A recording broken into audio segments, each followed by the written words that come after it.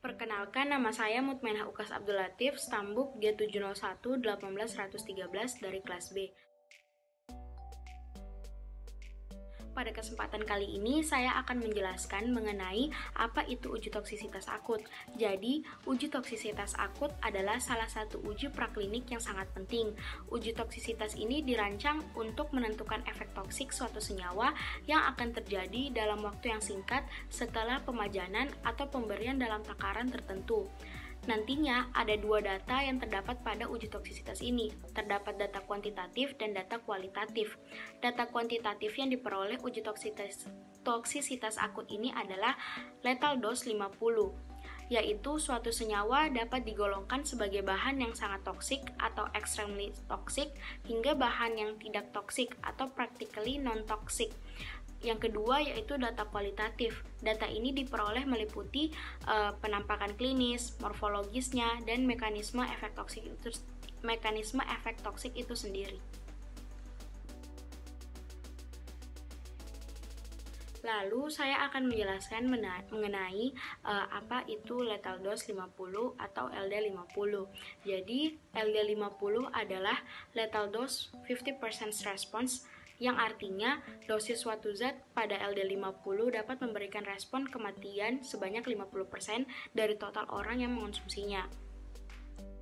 Nah, lethal dose 50 ini biasa dinyatakan sebagai massa zat yang diberikan per satuan massa subjek uji, biasanya sebagai miligram zat per kilogram massa tubuh, atau kadang-kadang juga dinyatakan sebagai nanogram.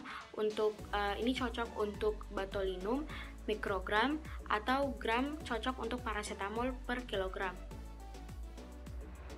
Perkenalkan, nama saya Nurul Afifah, Stambuk G701-18145. Alat dan bahan yang digunakan pada percobaan toksisitas akut ini yaitu pertama alatnya sentrifuge series, kemudian pipa tetes, sawan porselin, corong pisah, aluminium foil, beker gelas 500 ml, tabung reaksi, timbangan analitik, sonde, dan dispo. Bahan yang digunakan pada percobaan ini yaitu ekstrak minyak tanaman pepolo, kemudian aquades, etanol 96%, NaCl 2,5%, masker dan handscoon, serta hewan uji yang digunakan yaitu tikus putih atau Ratus novirgicus.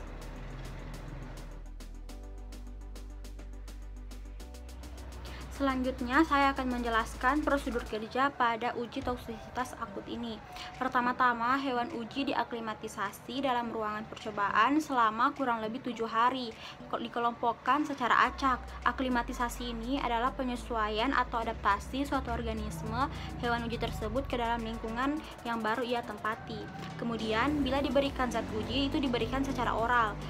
Hewan uji dipuasakan selama 16-18 jam. Kemudian dilakukan pengamatan pada T0 atau waktu awal sebelum diberikan zat uji. Setelah diberikan zat uji, diamati parameter uji perilaku pada waktu ke-30, 60, 120, dan 240 menit. Kemudian diamati selama 14 hari dan tiap hari itu ditimbang tikusnya.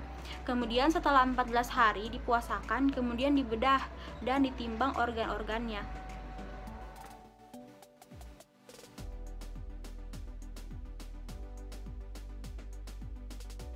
Selanjutnya, saya akan menjelaskan tentang rute pemberian oral pada tikus. Pertama-tama disiapkan alat dan bahan sampel serta hewan uji yang akan digunakan yaitu tikus putih. Kemudian diambil tikus putih dari kandangnya dengan hati-hati. Kemudian dijepit leher tikus di antara jari telunjuk dan jari tengah, dan ekornya dililit agar tidak lepas saat memberontak. Kemudian diberikan perlakuan yaitu dimasukkan ujung sonde dimasukkan ke dalam mulut tikus dengan hati-hati, secara perlahan ditekan sonde sampai cairan yang di dalamnya itu masuk. Usahakan tidak sampai masuk ke sistem pernafasan tikus. Kemudian tikus dikembalikan ke dalam kandang, lalu diamati perubahan perilaku yang terjadi. Perkenalkan, nama saya Nurinaya, Stambuk G701-18179. Tanaman pepolo atau Bischofia japonica merupakan tanaman yang memiliki khasiat sebagai anti kanker, antiinflamasi, antibakteri, dan juga anti alergi. Tanaman pepolo ini juga memiliki khasiat untuk mengobati luka bakar dan juga mempercepat pertumbuhan rambut.